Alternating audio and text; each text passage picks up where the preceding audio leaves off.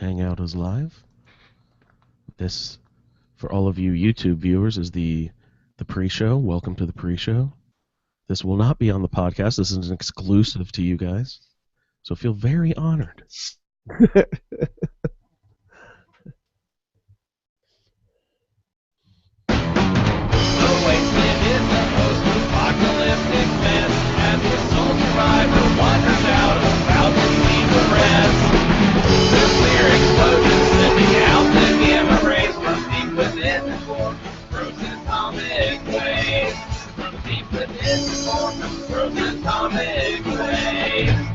Yes. And again, here we are with another episode of the Fallout Feed. Hello, Fallout Feed listeners. I am Andrew, and guiding you through the rest of today's adventure, we will be joined by Jeremy. Hello, Jeremy. Hello, Andrew. Oh, glad to have you here, buddy. Jeremy is a natural and regular participant in the Fallout Roundtable, so it only makes sense that if we're going to go over a little bit of Fallout Roundtable feedback today, we bring in some dudes from the Roundtable. So welcome, Jeremy. Glad to have you here.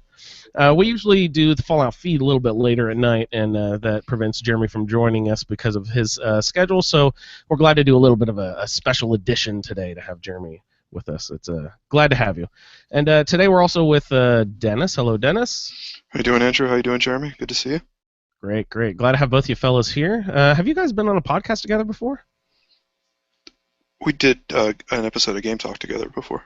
Oh, that's right. Oh, I know. I totally listened to that. That was a great episode. Sorry, I totally blanked on that. That's cool. Yeah. Again, welcome everyone. Listen to ASA Game Talk as well. Dennis has given a little bit of his a brief history in time of his spotlight and gaming, and Jeremy's. That's one of my favorite weekly listens, the ASA Game Talk show hosted by Jeremy. So everyone, make sure you listen to that. Go to asapodcasting.com for all information on all of our other shows. So what do we have going on this week, fellas? What are we getting into?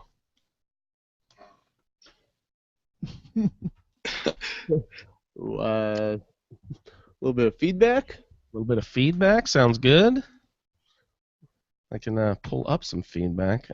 So, Jeremy, what are we doing here? This is session 2, really episodes 3 and 4 of the Fallout Roundtable. Can you what are we getting into really on the island? Well, first of all, we'll just briefly mention we're on the island. We're doing Far Harbor, and a little bit of Automatron as well. So we're getting a little bit of back and forth across the island. Did you set up camp on the island, Jeremy? Or are you going back and forth? I forget what you're doing.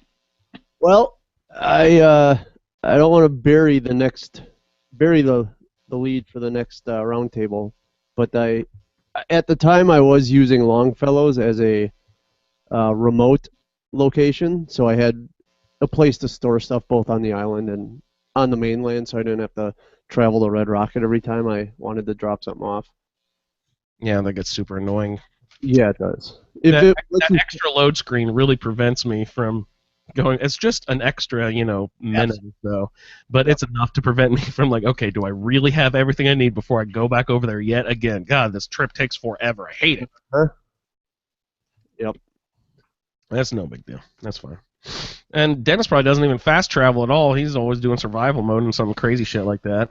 No, I do a little bit of fast traveling using the Underground Railroad mod. I mean, it gives you a couple fast travel points.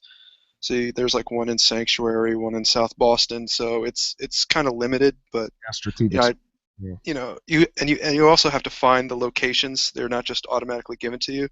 And the first time when you do it, you can spend hours trying to find one little fast travel spot. So they make you pay for it, but I'm not completely clean. I cheat a little bit. No. No cheating. If they put it in the game, come on, guys, not cheating at all. Well, let's see. We do have some feedback, so we'll go ahead and roll right into some feedback. Dennis, you were on the show, but we will go ahead and roll with some feedback of yours. You started off, so we will hop into Dennis's session 2 feedback. So let's go ahead. Good evening, Wastelanders. Roll here. My name is Dennis, and I'm here to provide my feedback for the Roundtable. Since I jeopardized so much time last time, I will try and keep it short and to the point. I hope I didn't make you feel bad or anything last time, Dennis, but I think it's great that you and Pat send in really long feedbacks. And I think both of you started off your feedback by saying, oh, I'm apologizing for sending in such long feedbacks last. I didn't want to give that impression at all. I love the long feedbacks, guys. Well, it's not having done it before and been part of the roundtable before, I just wasn't quite sure what the expectation was, Yeah, there's and no. everybody else's was kind of small and tight, and I was like, oh man, I just droned and droned. Yeah, but if you really want to get variation in the Yeah. experience, you have to get into the little nitty-gritty details because everyone is doing the same exact thing. So Yeah. if you want to get into the differences of the playthrough, which is the whole point of the roundtable, you have to get into the nitty-gritty. So. All right. So length, all of you out there, length is not an issue. We will do 15 of these feedback episodes in between roundtables if that's what it comes to. I didn't have a lot of different experiences with the actual quests themselves, so I just want to talk about a little something that happened to me out at Longfellow's cabin. I was doing, setup work at Longfellow's cabin just, shortly after it becomes available as a settlement, and so I was doing, kind of some just busy work. I have a local leader, which allows me to set up, power armor stations and build pretty much any workstation that I need. So I have been using, because of my high science, I've been using power armor more. So I built a power armor station inside the little area near where his workshop is. And I built a chemistry station, and I believe there's already a cooking station there. And I built myself a decontamination arch, and just kind of the normal stuff that you do to set up any new settlement. And I decided that I wasn't sure if I love that decontamination arch. I don't know, when did that get added into one of the building DLCs? It was the first building DLC, I think. Okay, because I did not start using it until more recently, and I love the decontamination arch, especially with my Child of Adam character, which built into that whole playthrough. As I don't know if I actually explained it on the show, they have this. God, I forget what they call the process. It's something similar to the word purging, but it's not that word. But they go through a process of cleansing yourself of radiation so that you can put yourself through the treatment of sacrificing yourself to Adam over and over and over again. So that someone was saying, oh, they probably hate radiation cleansing. But no, the thing is, if you cleanse your radiation, you can take Adam's gift over and over again. And the more times you take Adam's gift, the more he gets worked into your brain. So it's actually really fun that I've worked into this character so far. So yeah, I love that radiation arch. Does it kill your rads? I never used one. Yeah, it totally eliminates all your rads immediately. Really? And what do you need to build one besides? It's not a ton. It's probably something like a biometric scanner or a circuit board or two, like some technical aspect. And then it's like lots of rubber and ceramic and aluminum. There's like a couple Nuclear like material. hard parts like circuit boards and stuff. So like it's like fiber optics. Fiber optics is the hard one to get. Yeah, so unless you're killing high level robots, fiber optics can be hard to come across. Where are those in? They're in the biometric scanners, right? And those are in the robots. Is that what that's from? Yeah, well, depending upon your level, I mean, you can go and try and buy it from a vendor, but if you're like really low level, because I've tried to do it like at level 1 to build one, and the vendors just won't have the stuff there, and you can't get the mobs to spawn that gets it, so it can be a little bit tricky to try and come up with it. One thing I've noticed about vendors is, at least on the island, maybe not so much for the rest of the game, but I have noticed, because I was going through lots of item farming to create lots of stuff for my settlement there, is that every vendor, the one in Far Harbor, the one in the Nucleus, and the one in Acadia, they all have the exact same inventory. Have you guys ever noticed that? Oh, that sucks. Isn't that weird? Yeah, I usually am just looking at the special weapons that they provide, and I don't really pay much attention to the other stuff that they sell. Because I was scrolling through their junk just because I needed biometric scanners or something because I was creating my rad arch, and I was looking for very specific items, and I just happened to notice, wait a second, all of you guys have 2 microscopes, you have 3 of this, you have 4 lamps, you have this and that. They have the exact same inventory, which I thought was really weird, and I'd never noticed that in the mainland, so I didn't know if that was a sort of just a or the release of the game is in 2 weeks. We got to hurry up and push this out. They all the same inventories. Let's go, go, go. Yeah. You know what I mean? Does the Arch need a generator power supply? Yeah. At least one power, maybe two. Okay. Sure. It's not much. It's 2 units. 2 units, yeah. It just needs a little bit of power. No, I have a funny picture of I put my Brahmin feed trough too close to my rad arch, and I have a picture of where a Brahmin has gotten stuck in my rad arch and he won't leave. He just stands there all the time now. I eventually moved my rad arch and got him to move, but it was just funny because I was just like, you know what, buddy? You've already got 2 heads. You can't reverse the process now with this rad arch. The damage is done. See, that's how much nicer you are than me, Andrew. I was thinking, well, how would you move that Brahmin? I guess you could shoot the Brahmin and move the corpse. No, you could just go into workshop mode and just move the arch. That'd probably be a better solution. Yeah, that's what I ended up doing. Oh, okay. So more feedback here. With. So I just kind of built, a couple mute fruit, crops for him to tend and just to keep him busy there. But I did want to set up a trade route between my settlement and Hangman's Alley and on the mainland and Far Harbor, so in case I needed to grab anything or craft anything, I would be able to do so. And so I had to build a recruitment beacon, which is not something I normally do. Normally I just kind of lug around the stuff that I need to, but obviously in Far Harbor the distance is so great, it doesn't really work out well. So I set up a recruitment beacon and I slept for 8 hours and nobody showed up. So I went, slept another 8 hours, still nobody showed up. Slept another 8 hours, and up comes walking this person that looks like they have been sort of painted in blackface, and they were really sort of disturbing. But I'm like, oh, okay, whatever, you're going to be a caravan person, whatever, no big deal. So I also did something I normally don't do, is I started trading gear with the caravan person. I've been watching a couple different YouTube people, and it seemed like kind of a standard thing for them to do where they would trade gear to their caravan people. I've never had caravan person die on me. They always seem pretty hardy, and they don't get crossed in fights.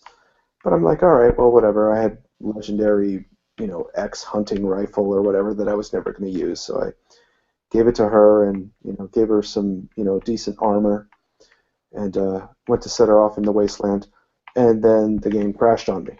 I'm like, okay, so I reload to the point, and I set up the recruitment beacon again, and I wait, and finally somebody shows up, and I'm like, okay, you're my new caravan person.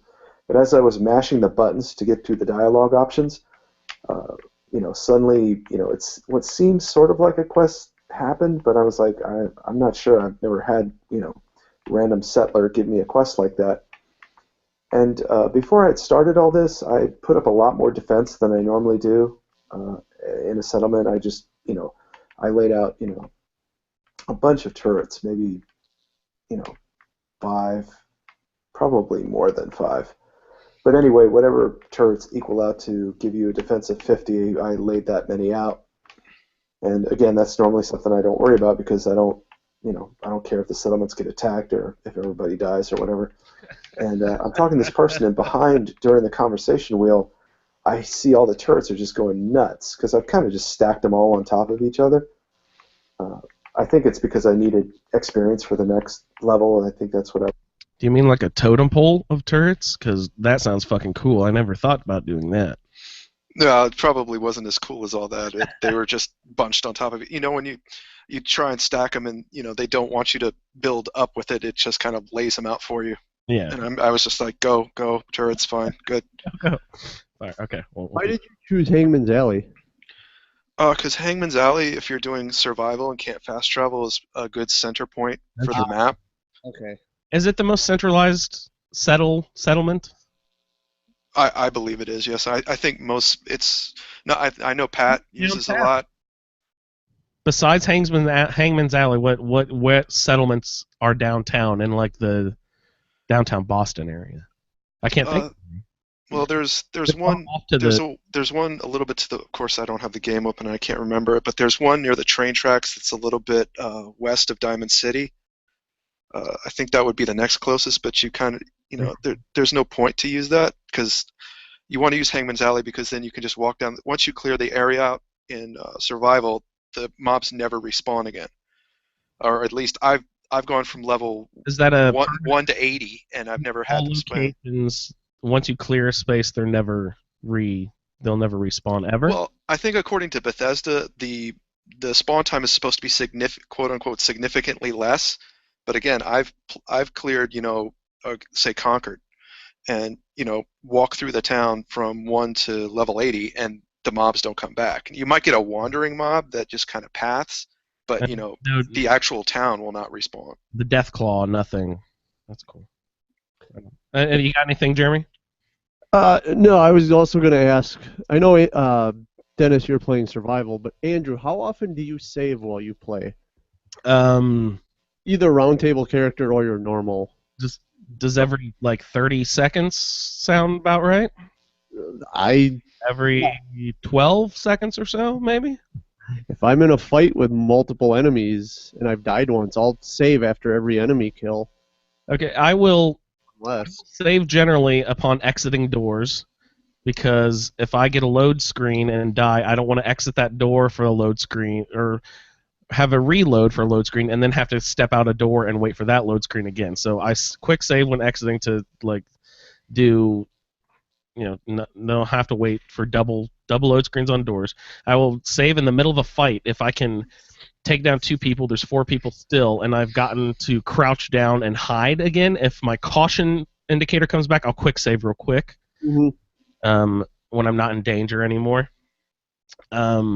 Because so often I will quick save and then half a second later get a death nail to my head, and then have you ever had that where you just keep reloading and dying and reloading and dying? It's pretty funny when you get caught in one of those loops, but then it sucks if you haven't saved a hard save recently.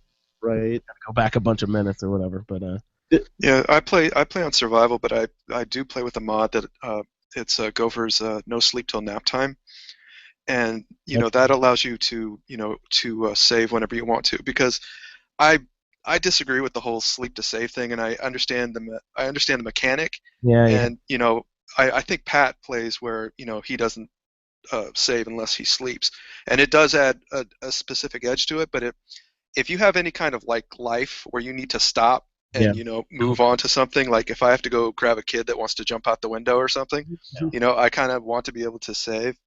And also Bethesda games, mod or no mod, tend to crash on you. If they could guarantee me the game would never crash, then I would agree with their mechanic that I'll sleep to save. That's true. I never even thought about it from that angle. You don't provide enough save points and you create unstable games, then that creates disaster where hours are lost. That's now they do have the addition where it's like the exit save. I'm not sure quite how the mechanic works, but I think they realized that it was angering people that the game was crashing, so there's like an exit save when if the game does crash. I'm not quite sure how it works, but I think that's gotten a little bit better. But I still save all the time. I wouldn't trust that with save, that's for sure. Yeah. Where else do you save, Jeremy? I save quite a bit. The one thing I haven't used yet that I think about using is there's a option that you can select in the settings to save every time you open the Pip-Boy. Oh, yeah, that'd be pretty nice. Right now, I think it defaults to every 10 minutes or something with the Pip-Boy, but I think you can set it to save every time you open and close. Sometimes I open the Pip-Boy 50 times in a minute. You know what I mean? Like if I'm just looking back and forth at menus and then looking at an enemy, then popping open a menu. So I don't know if I need that many saves though. You know what I mean? Yeah, I try to go through at the end of each couple of days and do a save purge. Oh, that's smart. 500 saves. I keep the save in Vault 111. Yeah. I generally keep about 10 saves and then go back down to the oldest one and rewrite my oldest one. So I'm keeping my most saves, which usually is about 3 hours, probably 5 hours of gameplay. I don't know, something like that. I've only played Fallout on Xbox modded. So on my PS4, every save file had the number save it was. Oh, nice. I was up to 400 or 500 saves. Oh, good lord. But that was also across all your characters, I believe. I don't think when I started a new character, it started over at save 1. Oh, I see what you mean. Okay. Yeah, so I think I had 3 or 4 characters. 4 or 5, characters going and Yeah. a couple hundred saves apiece, and that adds up pretty quickly. Yeah. Right. So, let's do some more feedback. Was kind of going for because when I started off in Far Harbor, I came over to the island on level 17, and now I'm like level 55, almost 56. So the turrets are going freaking nuts. And VATS, and I see that I've got a glowing fog crawler and a Yao Guai Ghoul going on. So I'm like, all right. So I start fighting the enemies and shooting at them. And my main weapon is a Old Faithful, which does double damage if the target is at full health, which is a excellent sniping weapon because I'm basically a glass cannon. If I get the opportunity to strike first, then pretty much I'm able to down anything I come in contact with. But especially with the enemies on Far Harbor, they seem especially tanky and just laden with hit points. Even in survival mode, which is not what was supposed to happen at all. It was supposed to be people aren't bullet sponges, yourself included. Well, I've definitely noticed without my power armor, I am definitely not a bullet sponge because I'm walking around. I don't have. At the time, I only had 1 rank in armor, so I would, ballistic weave wasn't really an option for me. So I really had to use power armor and the science skill that I had to, be able to mitigate damage, or else I was just going to get crushed. But I happen to be out of my power armor at this time. Normally when I do the little busy work of crafting, food and chemistry stuff, I, don't worry about being in my power armor because I don't want fusion core to go down. So my power armor was sitting over at the station while all these people were attacking. Well, I'm starting not to be able to beat them back. And usually what I do is I switch off of Old Faithful to if I have an enemy come up on top of me, I switch to my tactical overcharged plasma scattergun, which is 112 base damage along with 112 energy damage with a fire rate of 33. And that's pretty good. It's basically a plasma pistol that's got the same damage as a shotgun. So I'm firing that over and over again. But I've already got the glowing fog crawler, which I've got down. I've got the Yao Guai Ghoul that's coming. Now I've got a glowing gulper and a glowing Yao Guai behind that. And I'm starting to get too overwhelmed, so I'm starting to fall back to try and get to the point where my power armor is. But I can't, it's such tight quarters between where it is inside the little work stop station. The enemies are swarming. I can't get in there. So they're starting to beat on me, and I'm starting to take some real damage. So I'm falling back towards where the water is, and which is real advantageous because I do have one of the big perks that I have is Aqua Girl, Aqua Boy, for some people, and it allows you to take no radiation damage. If you have an endurance of 5, you take no radiation damage at rank 1, and that's really the only rank you need. I've never, the second rank is you become completely undetectable while submerged. Well, I've never had a problem where I couldn't swim out far enough and, somebody would lose interest in me. So for 5 endurance, where if you're playing on survival, you're probably going to be, at base maybe around 2 or 3, and then with the bobblehead, and if you threw 1 extra rank in there, so for say 2 perk points, you could be completely immune to rad damage in the water.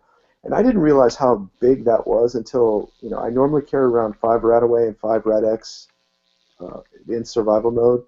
But I found I didn't even have to carry that much because most of my rad damage I was seeing was coming from, despite the fog in Far Harbor, most of my rad damage was coming from, dunking myself in the water. Now, where you run into a problem is, the Aqua Girl prevents rad damage, but you can still, Aqua Girl, Aqua Boy, prevents rad damage, but you can still get sick. So you can still get insomnia. You can still get, the various diseases that come from dunking in the water. And especially in Far Harbor, I noticed that the rate of illness when you're diving into the water is way up. I mean, sometimes you can go into the mainland on in Boston, and you can dive in the water and come out and dive in again, and you won't get sick. But almost all the time in Far Harbor, you're going to get sick. So you may need a couple more antibiotics than what you would normally carry, depending upon what you're having to deal with. So anyway, I'm falling back into the water, letting them lose interest in coming out. And again, my turrets are trying to do some of the work and mitigate some of the damage. But, so we started with a glowing log crawler, a Yao Guai ghoul, a glowing gulper. Now we've got a glowing Yao Guai, a legendary albino angler, and a glowing fog crawler, all running around. And I'm still trying to get to the point where I can dive back into my power armor, and I'm finally able to get back to the, little hut or, shack that it's in. Well, it's not fucking there. And I'm like, what the fuck happened? And normally I am very cautious and I take my fusion cores out because you're supposed to take your fusion cores out so nobody takes your power armor. A random raider can jump into your power armor if there's a fusion core in there and steal it from you. Well, I don't know where my power armor is, and I know that I thought I was, at a settlement that I've never had it attacked before, but I can't find my power armor, so I'm fighting all these other mobs off. So now I've got, on top of all the other ones I've listed, I've got another gulper, a legendary glowing Yao Guai, and I'm running around basically Longfellow's house trying to fight all these people, and now I'm starting to take Psychojet, and I normally carry around 5 Psychojet, if I'm going on long journeys, but even though it's a 0.1 weight, I try and save as much weight as I can, and especially this character is very low strength. I think my strength started out at 2, so every little bit of weight counts. Did someone have something to say? Oh no, I just was feeling bad for that low of a strength. Oh yeah, Reacting to low strength will get you. Sorry, what was that, Jeremy? Oh no, I just said sorry. Okay. I didn't mean to stop the feed. No, I just didn't want to interrupt because he's in the middle of a really riveting story there. But I wanted to give you guys the opportunity to react if there was anything in there you wanted to react to real quick. I've got a couple of things written down, but I want to hear the rest of the story before I... Sounds like he's in the middle of a living hell, is what it sounds like. Yeah, it's not fun. Whatever he's in the middle of. Yeah, I'm sorry for cursing a little bit there, but if I was, No, I don't care. it's one of those times where I was like, oh, I should just hit pause and start Twitch streaming it. But all the Twitch stream, if they had a sensor on it, would have been beep beep beep beep beep. Oh. Because I was screaming at the freaking TV. Does Twitch do that? No.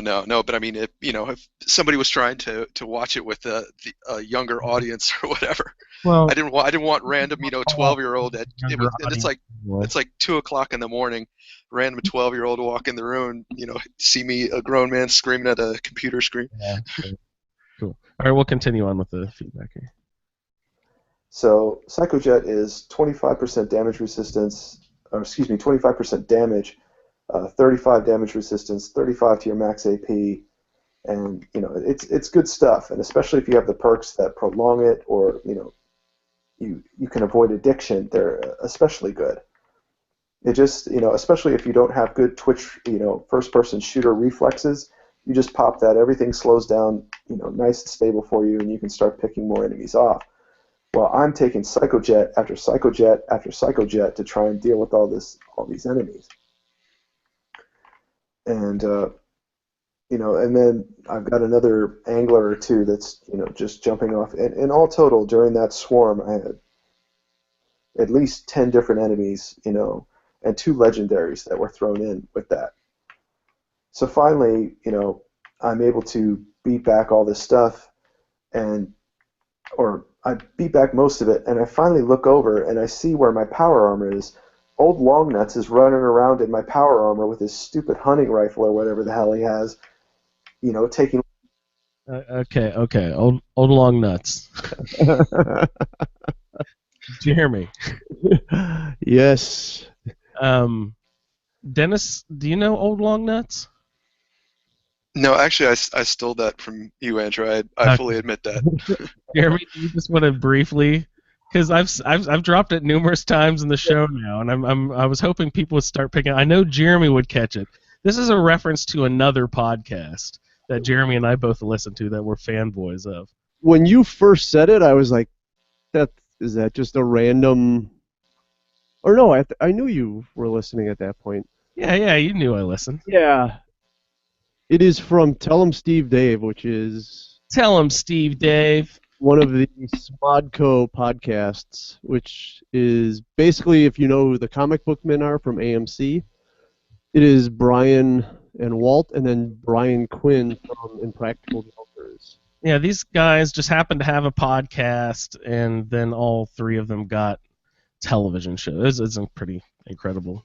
Anyway, it's a reference to a really funny story that one of those guys tells in that podcast about an old man who might have had lustful desire, shall we say, and wanted to take one of the guys out and fishing in a paddle boat, and his testes had a little weight to them. So he earned the name Old Long Nuts. And I don't know, that's just a reference to that podcast. So anytime I bring that, I don't know. I thought that was funny, and I'm glad someone will finally notice that. I think it's the name of the episode also. I never listened to their podcast, but I know who the guys are, and I'm fans of theirs. Yeah, So but I'll have to go find it now. Jeremy said the episode's called Old Long Nuts, so yeah, that's a good place to start if you want to get into that podcast. Jeremy and I both suggested highly. Oh yeah, absolutely. They just did episode 300, so. Yeah, it was man. That was like a 4-hour-long podcast. It was ridiculous. Mm-hmm. Yeah. All right, we'll get into more feedback. Sorry about that aside, everyone. Little pot shots and running way back behind all the shacks, hiding and cowering in my good, I don't have a full suit of XO1, but it's like 80% XO1. The headpiece isn't, right, and one of the legs isn't right. But, he's cowering in the power armor that I could have used. But at the end of that day, I have all of my turrets but one are basically destroyed. I'm completely addicted to Psycho. I'm completely dehydrated, where I have to drink like 10 purified waters to get rid of all the dehydration. I'm not peckish, I'm starving somehow, even though I shouldn't have been, because your Psycho doesn't have any effect on food intake, but basically everything was broken. So that was it was a hard fight, and it was a completely unexpected fight, and it was fun. I was yelling and screaming and cursing up a storm while I was doing it, but especially for people that have played the game a lot, you can kind of, say, okay, I know where this fight is coming from, I can prep for this, I know where this mob is going to spawn, but I had no idea what was coming for me, and I had no idea what I was doing. And at the end of it, I think it said Condensers at Longfellow's Cabin. I didn't see what the actual title of the quest was, but I got 110 experience for it, and I was getting I want to say I was getting, 400 or 500 per mob. So, it was not equal to what I was doing, as far as fighting the mobs are. But that was my big fight for that, and that was the interesting point of that. I didn't have anything half as interesting happen when I was doing any of the normal quests. And again, all the guys and gals that are doing the roundtable can probably wax more eloquently about that. The two other things that I would like to say quickly is, if you're not experienced with power armor, if your headpiece breaks, you're kind of screwed if you need a light, because the lamp comes from your headpiece, and you do not have. If your headpiece breaks, you will not be able to use the light, so you will be in the dark. I found that out the hard way when I was at the Harbor Grand Hotel. I was just kind of walking through, trying to get to. I might have been trying to walk through to get to the nucleus. And, there's a couple super mutants, and I'm like, all right, I'm just going to avoid them, what have you. A couple of them took shots at me, and I ended up falling off the edge of one of the cliffs towards the water. And I'm like, all right, fine, whatever. I'm at this bottom of this cliff, almost into the ocean, they're not going to bother me. So I'm just going to stand here until I go from danger to caution to hidden again. And again, this is in power armor, and I probably shouldn't be sneaking in power armor, but, whatever. So I'm standing there waiting for this to clear up. All of a sudden, a super mutant drops off the edge of the cliff on top of my head, cracks me over the skull with the board, and completely shatters the headpiece that I had on. So now I'm pissed. So now I go in and clear the entire Harbor Grand Hotel because, this idiot broke my headpiece. And, I would have had to walk all the way from the Harbor Grand all the way back up to Old Longfellows in Survival to try and repair my headpiece. So now I, just went in and slaughtered every super mutant I could absolutely find. So just keep in mind, if you're out there journeying and you're not used to it, you can get your headpiece broke and you will not have any light and you will be wandering around at the dark, which again, on mainland is not that big a deal, but it seems to, everywhere I seem to journey on Far Harbor is completely dark and it's always at night. Even if you're waiting for the day, you're not getting good sunlight. You're not getting good field of vision. So I tend to have to use the light on my headpiece a lot more often. And the only other thing that I had was, if you really want to, have a fun experience, go into the Vim Pop factory, which is actually not that far away from the Harbor Grand. It's at the southern portion of Far Harbor. I was really amazed about how big that place is. There's a lot of different levels, and there's a lot of fun stuff that goes in there. So if you're looking for a good location in Far Harbor to kind of enjoy just, clearing enemies and, kind of doing a little dungeon crawling around, I found that place to be really enjoyable. So I hope you are all enjoying your experience in the Wasteland, and I will be talking to you soon. Take care. Bye-bye. Oh, that's awesome. Oh, great. Good feedback, Dennis. Thank you. Everyone out there doing any sort of play-alongs or people who aren't doing play-alongs, just want to give us a shout. You can do so at thefalloutfeed@gmail.com. Or if you want to do a play-along for the roundtable, go ahead and give us a shout to falloutroundtable@gmail.com. We had a new listener contact me recently regarding our spreadsheet issue for doling out assignments. We had the problem where we couldn't get our random numbers to only and always equal 28 and be random in every category. I think he knows how to do that, so we're going to ship off our weird spreadsheet to him, and he will laugh at us at what a dumb spreadsheet we've created. And he maybe he'll just build it all from the bottom up. Who knows? But shout out to new listener, and thank you for getting our spreadsheet problem solved, hopefully. So what do you guys have for Dennis's feedback? Jeremy, what general ideas, thoughts, discussions about that epic battle there? Oh, my Lord. Well, first thought is I'm glad I'm not playing on Survival. No crap. That level of enemies. Ugh. And I hate Hangman's Alley. I got stuck with it last round table and just I don't know. There's not enough room to build, so I didn't like being confined. But well, what I do with that is I don't use the prefabricated buildings that are already there. Mm-hmm. You level it all out. Yep. And also the thing that I notice is like the gate where you go in and first clear out the raiders if you're coming from the kind of water side. Mm-hmm. I guess it's the Charles. I may be wrong on that, but the river side. You can build all the way out. The gate where the raiders start.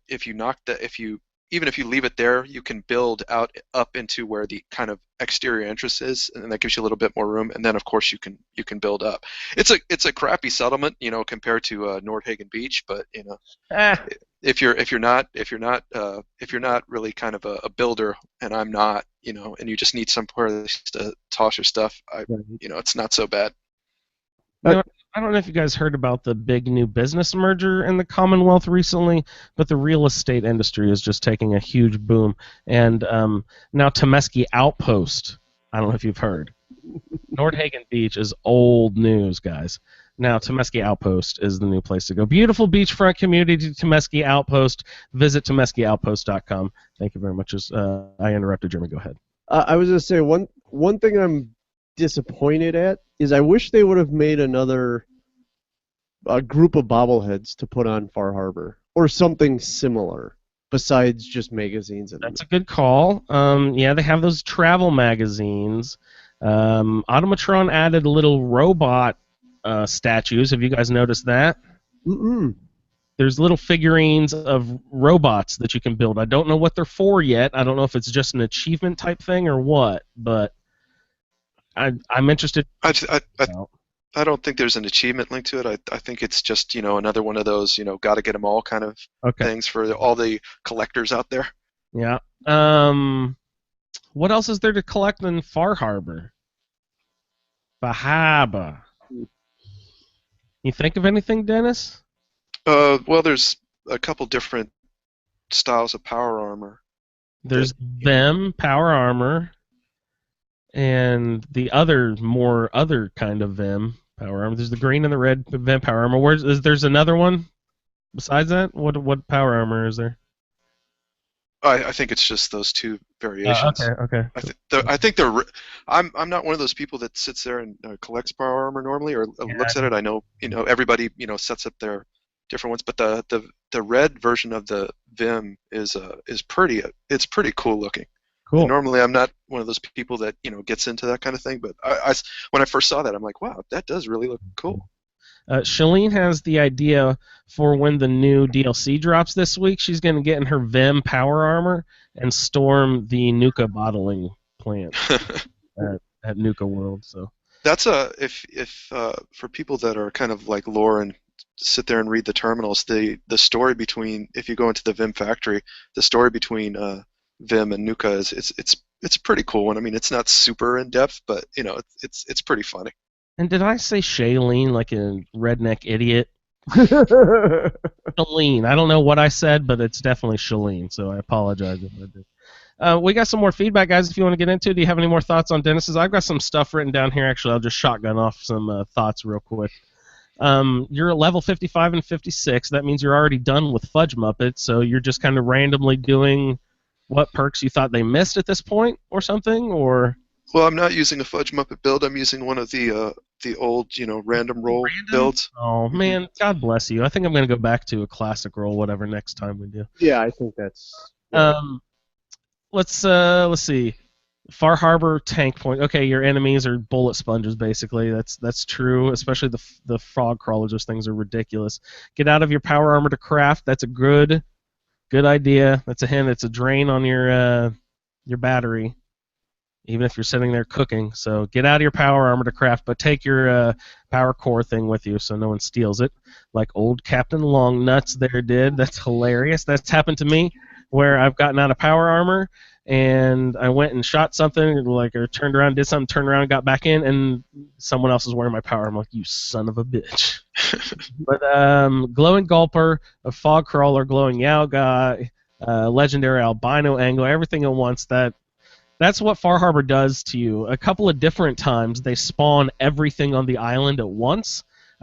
At Dalton Farm they do it for one of the quests, and some other time they do it too. But every once in a while they will just spawn pretty much every bad guy on the island and send them at you. And in multiples there'll be like 3 glowing legendary fog crawlers, and you're like, fuck me, what are we doing? So that leads to my next thing, which is Swim Away. You have Aqua Girl, which is a great perk for escaping, basically, is what we're going to call it. I also swim away. Swim Away, Swim Away, Swim Away has been, my theme song for most of Far Harbor so far. But I do not have Aqua Girl. What I have done is I have a hazmat suit on one of my quick menus. So I will just throw that sucker on and swim away, and you get... It doesn't prevent rad damage, but you get less than 1 rad. So it's basically a very, very, very slow and tolerable accumulation of radiation.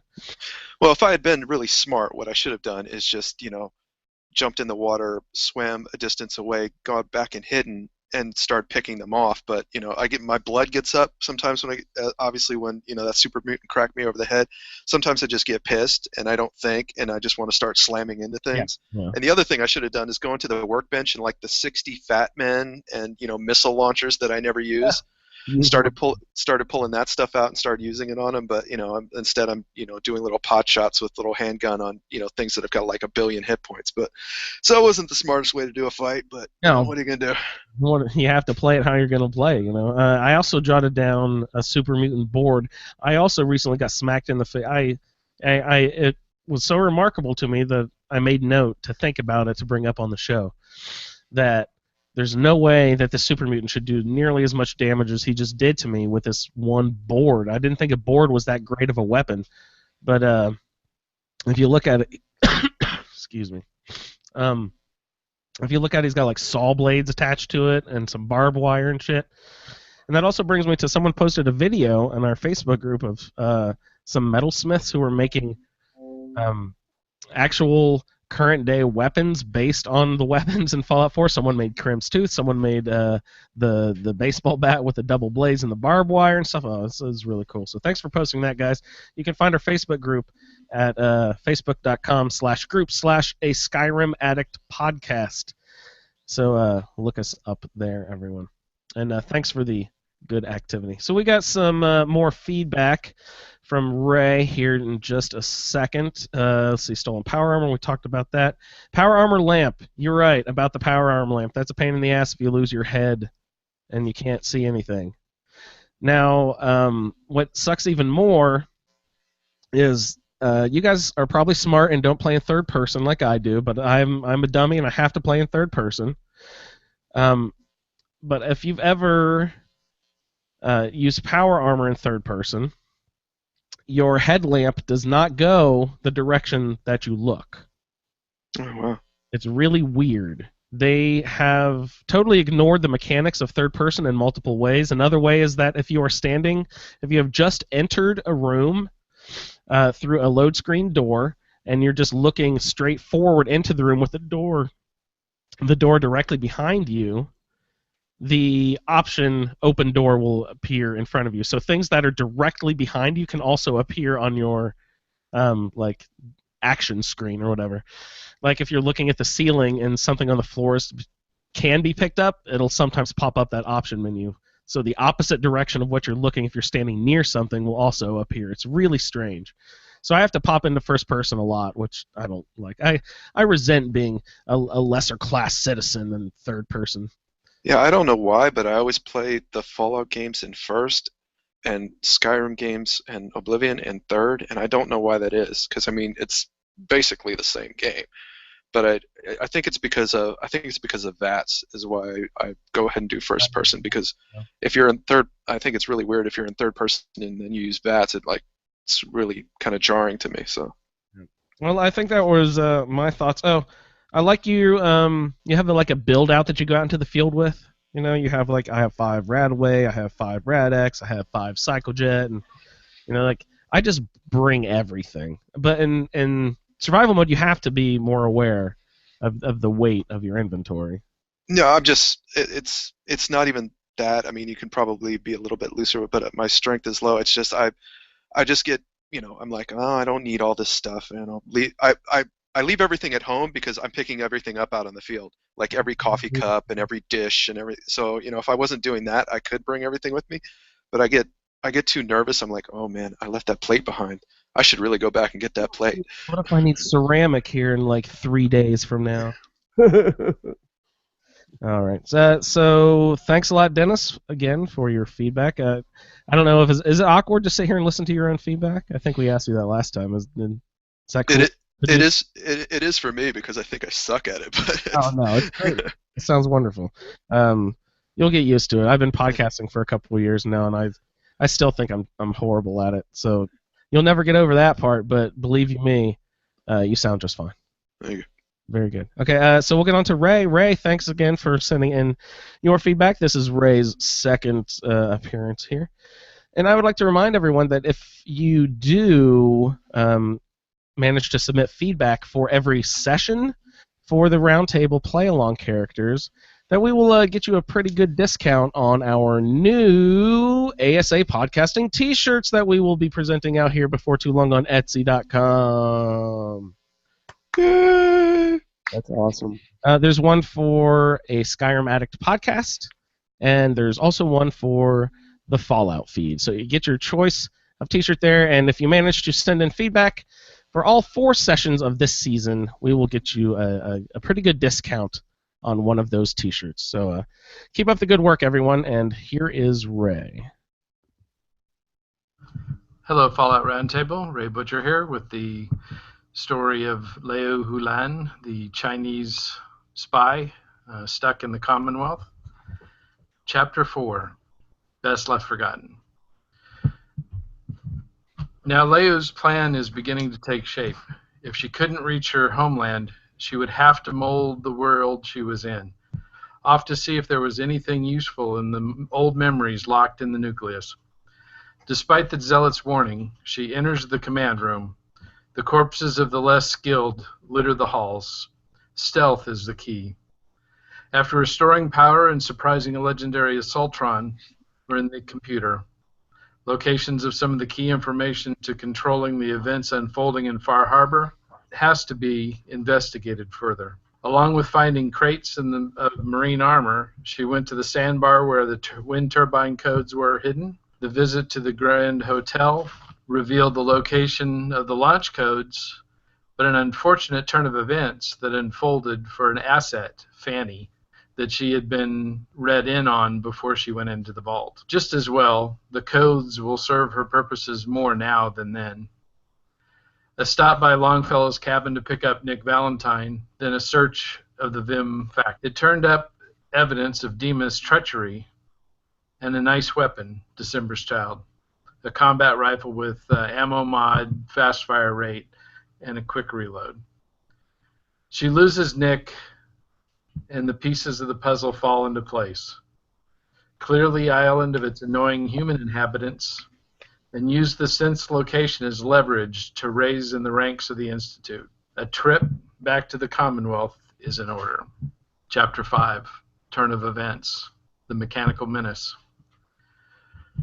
While making her way back to the Institute, Leu passed Watts Consumer Electronics and was drawn into the battle between several robots. Thinking at first they were Institute assets, but their clumsy design and laser fire quickly dispelled that idea. During the attack, she could see that swarm bots had been attacking a caravan and their Assaultron robot.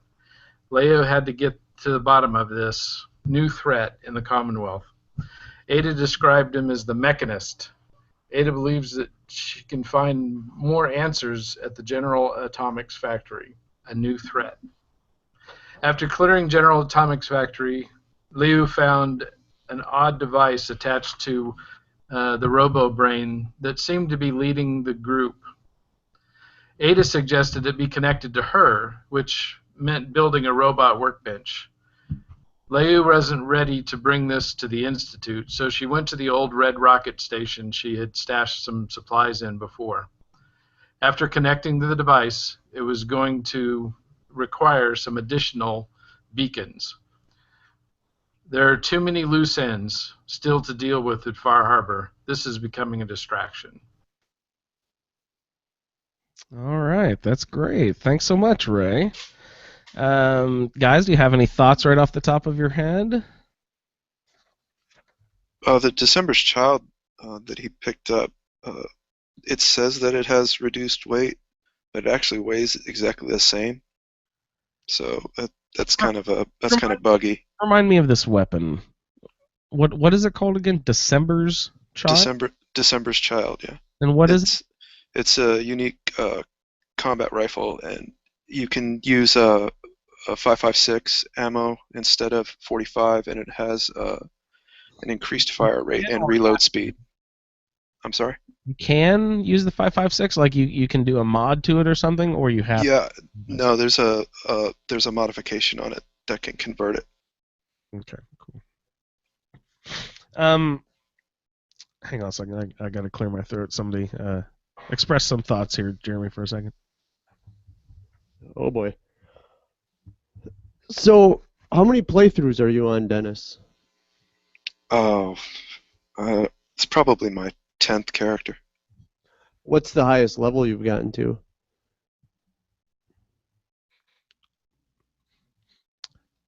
Problem with my character now is around 50. I just uh, when you kind of like lay out builds, you are Oh, you're gonna. cool to lit. Dennis, you're getting a little choppy there. Sorry about that. Sorry. Yeah, that's fine. So I don't know, Jeremy. I've got a couple characters leveled up. A few up to around 50 or so, a little over 50. So, no, I've got some in the. I think the two main ones I've got are in the 60s. Yeah, I think my PS4 Call it character. in the hundreds. Yeah.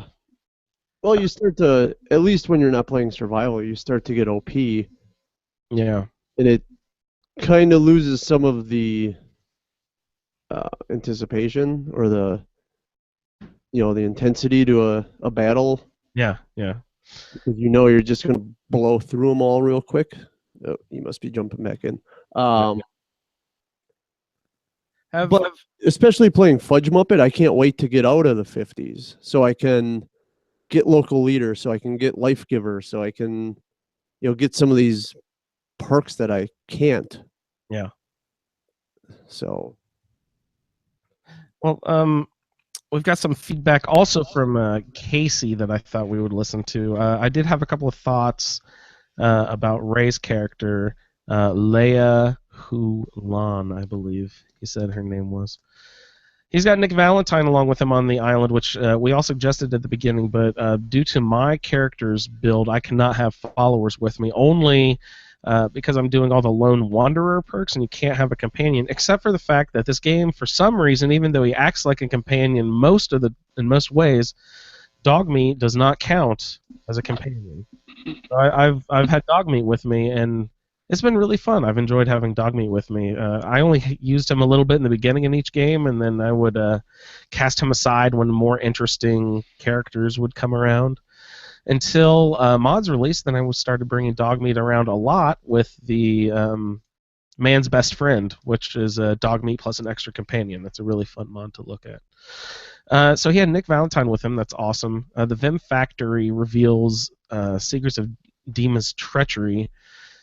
I have such a bad memory. I need to go back to Vim Factory and take a very bigger, closer look into that place, because I didn't look into any of the terminals and stuff. I'm always bad about trying to skip through stuff too quickly. I need to go back and absorb Vim Factory and really get into Dima's story there, and the background of Nuka-Cola and Vim Factory, and the Vim Factory Captain's Blend with the extra fish flavor, which is very useful during the Captain's Dance. If you ever get to that point in the quest, use the Captain's Blend from Vim. All right. Good feedback, Ray. Let's keep it up, and thanks a lot, and hopefully you'll keep them coming in. And next up, we have another one from Casey, so we'll probably end the show with Casey's feedback here.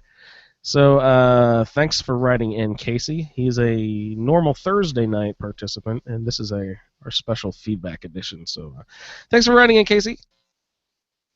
Hello, everyone at the Fallout Roundtable. This is Casey calling in from Wisconsin. This is my episode 2 of Season 2 update.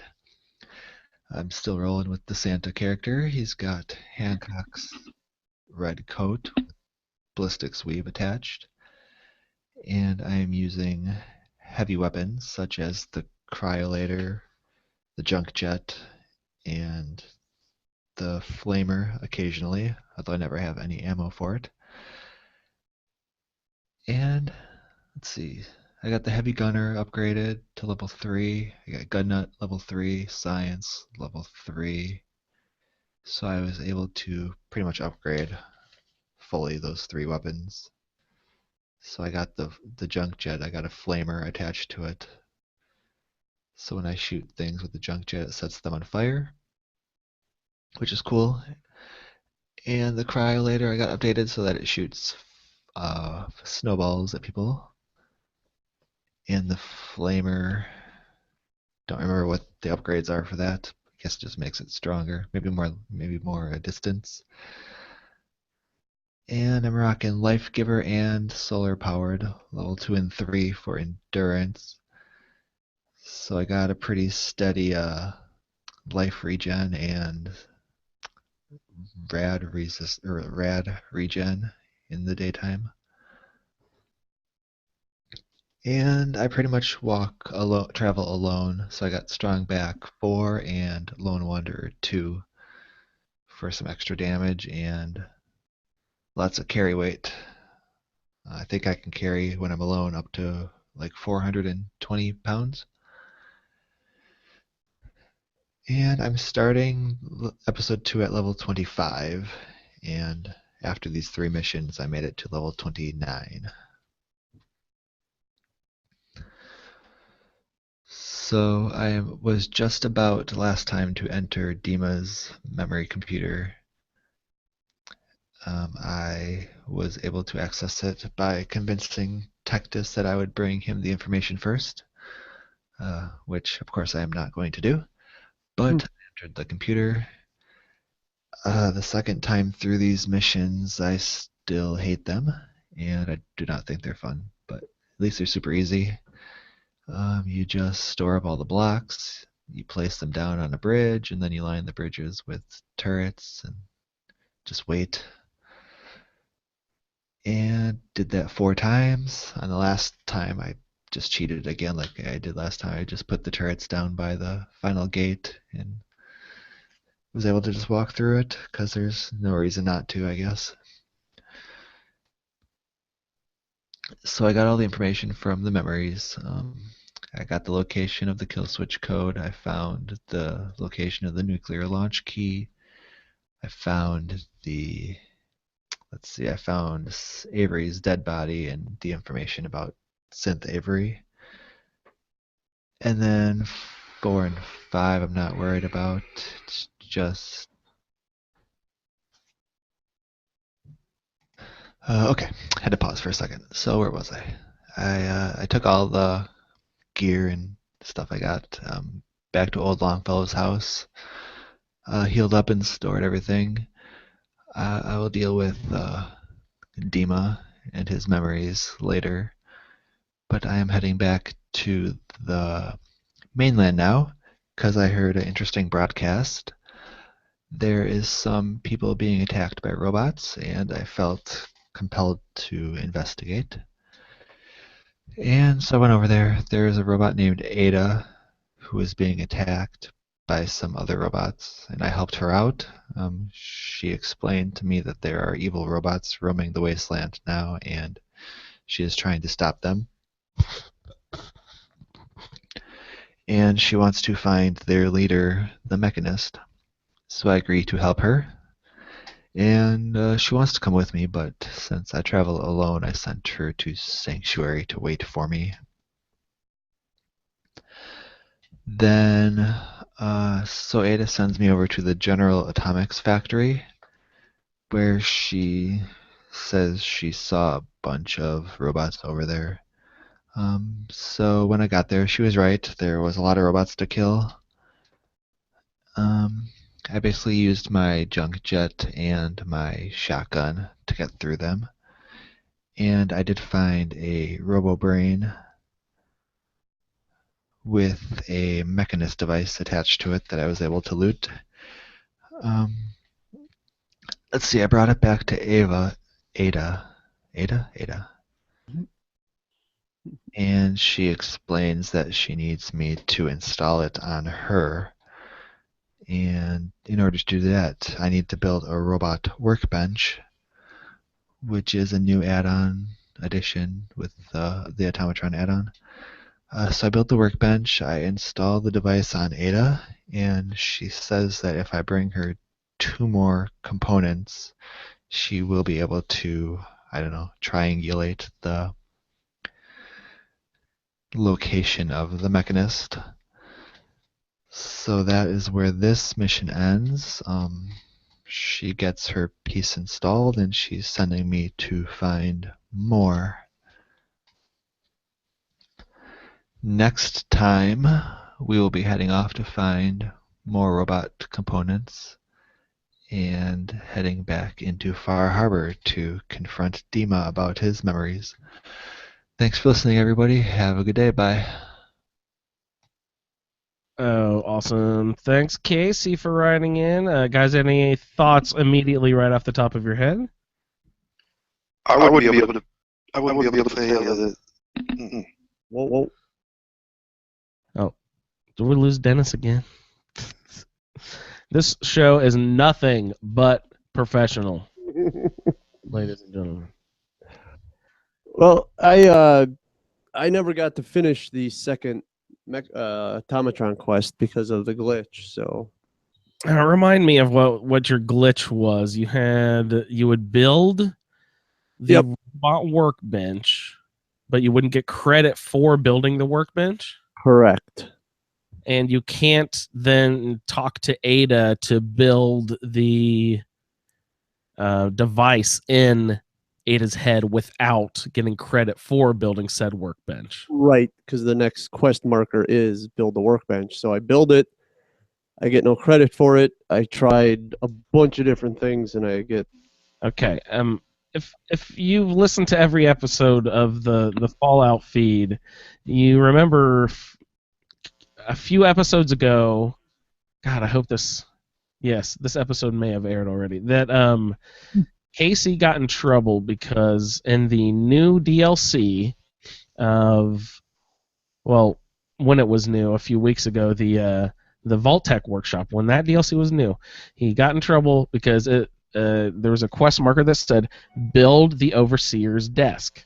And so he went into the Vault-Tec section of the build menu and then pulled up the Overseer's desk and built that Overseer's desk and was not getting credit for building the Overseer's desk. He built it over and over and over again, reloaded, scrapped it, saved, scrapped it, stored it, saved, reloaded, and whatever he did, it couldn't work. And then he figured out that, there is another Overseer's desk in the special menu, not the Vault-Tec menu, but the special menu, the very first option that he was supposed to build. And I think the game is so dumb for having two exact same things, one of them special, one of them not. Mm-hmm.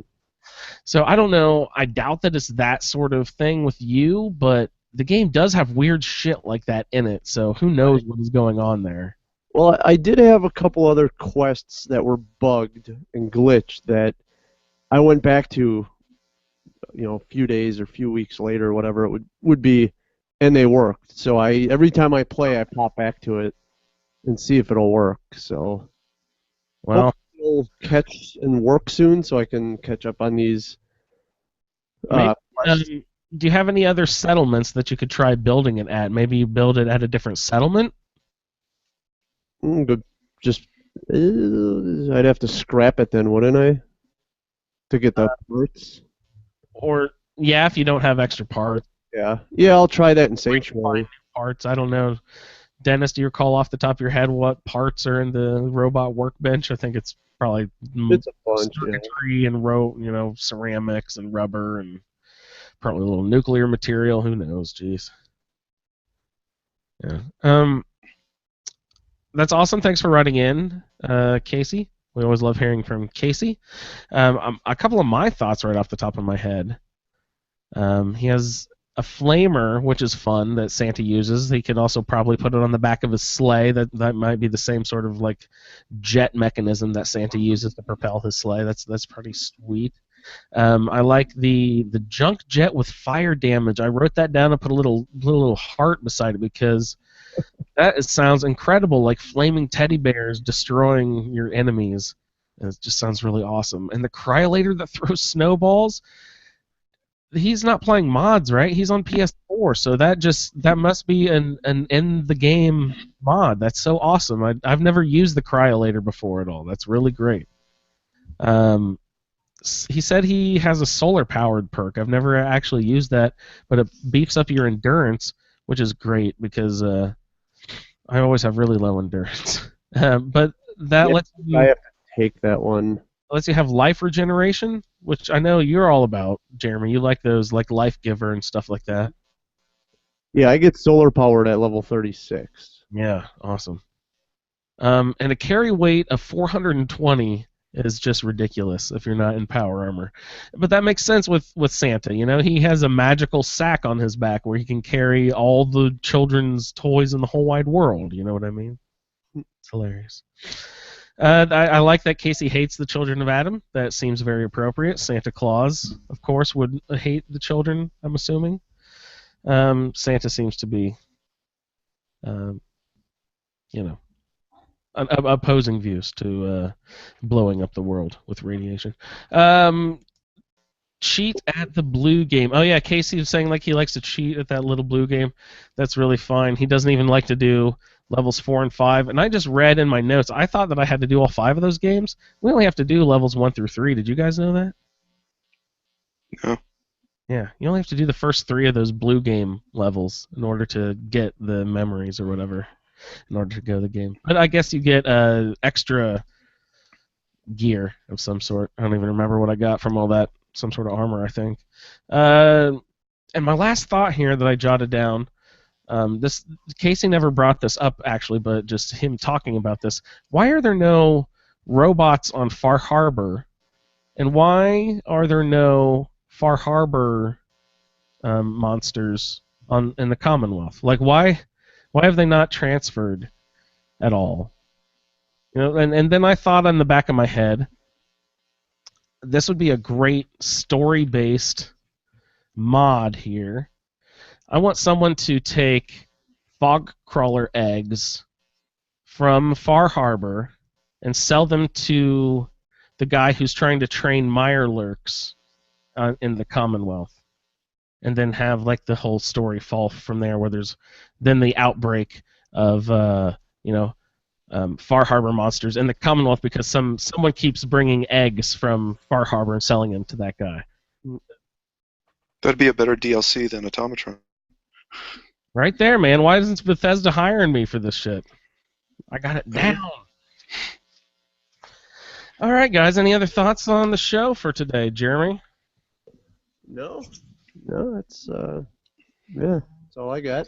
Well, thanks for joining us, Jeremy. We did a special Sunday morning show, so Jeremy could join us. You got a game talk today? I'm not sure. I haven't played much this week, so I'm not sure. Well, I'm sorry if I didn't know if anyone else was planning shows or not. I haven't even looked at the thing. Have we interrupted anyone's show schedule today? That's so dumb. Oh, I'm disrespectful. I should have checked that before we did the show. But anyway, I'd like to thank everyone for tuning in. Dennis, did you have any last thoughts? No, I think that's awesome. That I'm glad Casey's playing Santa, not me, because I'd be running around saying stupid things like, Merry effing Christmas and shooting, money out of the junk jet and stuff like that. Here's your teddy bear, kid, and blasting at him with the junk jet. Yeah. Well, when I used the junk jet in Fallout 3, I used to use pre-war money because it didn't weigh anything, so you'd kill people and yell things at them like $dollar bill yo and stuff like that. That's funny. So, I didn't even know that was a previous game weapon. That's fun that they brought that over. Yeah, a lot of the weapons from that are in Fallout 4 are either strictly pulled straight from other games, or they've just been their name's been altered a little bit. Laser muskets and stuff like that. That's cool. Mm-hmm. Awesome. Well, I'd like to thank everyone for tuning in and remind you that you can look us up on Amazon. You can do that by going to ASA Podcasting and clicking our link, where all proceeds will go to benefit the Cystic Fibrosis Foundation, which brings me to the next point of the 12-hour marathon to find a cure for cystic fibrosis. Jeremy, do you recall what date that is? It's like... That would be October 29th from October 29th. 10 p.m. to 10 p.m. Eastern Standard Time. Yes, we'll be broadcasting pretty much live all day on YouTube, and then people will be doing random Twitch streams all day. That's the day after the new Skyrim drops, so we'll be playing lots of that, and we'll be doing all of the ASA podcasting shows. We'll be chipping in and just podcasting all day long, trying to raise money for a good cause, which is near and dear to the hearts of us here at ASA Podcasting. You can look us up on Twitch TV at Twitch TV /ASA Podcasting. You can find us again on Facebook /groups /A Skyrim Addict Podcast. Also on Twitter at The Fallout Feed, and our emails, of course, are thefalloutfeed@gmail.com and falloutroundtable@gmail.com for all of you who are interested in doing a play-along participant character with us for the next season of the Roundtable, which will probably most likely be a Skyrim Roundtable. So anyone interested in that, you can also hit us up at skyrimroundtable@gmail.com. So, anything else? I'd like to say thanks, everyone, for listening, and we will see you in the Wasteland. So See ya. Of course, I don't have the song queued up. This is hilarious. Well, That's while good. you're doing that, I'll give a little teaser. You can see how the press of a wrong button kind of destroyed my Roundtable character. But we'll wait until the next episode to go over that. Thank you for downloading this episode of the Fallout Feed Roundtable. If you are interested in doing a play-along character with us, the show can be contacted by emailing falloutroundtable@gmail.com. For the Roundtable schedule, our Amazon link, and all other show information, please head on over to asapodcasting.com, where you will find the Fallout Feed, the Skyrim Addict Podcast, our YouTube channel, Chatterbox, as well as other content. Once again, thank you for downloading, and we'll see you in the Wasteland. I just realized that in our outro there, that is specifically for the Fallout Roundtable that I wrote that song for. That doesn't even mention anything about the Fallout Feed on, like the Fallout Feed email or the Fallout Feed. It's all about the Fallout Round. If you're interested in doing a play along, that's so hilarious. I think one of the things you should do, we're still live, right? Yeah. Okay. Is create a whole new feed for just the Roundtable. Why is that? I don't know, just to have its own feed. It's more to manage. I don't know. Michael just always included the Skyrim Roundtable just right at the feed, and when they did the lore show, that was always just in there, and then when they did the mod cast, that was always just. I always kind of liked that, how it was just like 4 or 5 different shows all in the same umbrella feed. Mm-hmm. Why would you like to have a separate feed? I don't know. Just episode counts, and next season will be Skyrim. Next season will be Fallout. I don't know. Oh, you mean like have I the like to talk out of my ass a lot. ASA Podcasting Roundtable? You mean so we can have both Skyrim and Fallouts in that feed? Yes. Is that what you mean? Yes. Interesting. I never would even thought of that. Well, at this point, are we too deep? No, I mean, Post episodes to both. Start a new feed for only Roundtable, but have just upload all the old Skyrim ones and then all the new Fallout ones. yeah, I think you'd have to do it that way. But still post them to both feeds. I'm trying to think how the mechanic. Yeah, I don't want the Fallout feed to lose any. I don't know if there's any snobs out there who only listen to the Roundtable or something. I don't want to lose those downloads, Jeremy. You gotta. And then, true fans can have 2 feeds to download, which will balloon and overinflate our numbers and make us feel superior in our. There you go. Who knows? This is ridiculous. All right. It's one of the most wonderful days of the season, everybody. This is a holiday for Andrew right here. It's on the verge of Christmas and Thanksgiving and Halloween are some of my favorite days of the year. Also, today is the beginning of fantasy football draft season. I have my first draft today, and it kicks off, and I'm pumped, everyone. So actually, I got to splice out of here real quick. How many drafts do you have? I'll be doing 4 Holy so shit. far this year. Just 1 today, though. They'll be spread out over the next 2 weeks. Are you still doing an ASA one, Andrew? No, we did a Skyrim one like 2 Yeah. or 3 seasons ago. Yeah. No, we haven't done that. I kind of expressed that in the group or something. I don't remember Mhm. where, but I don't know if anyone is interested. It's fine. I don't need it anymore.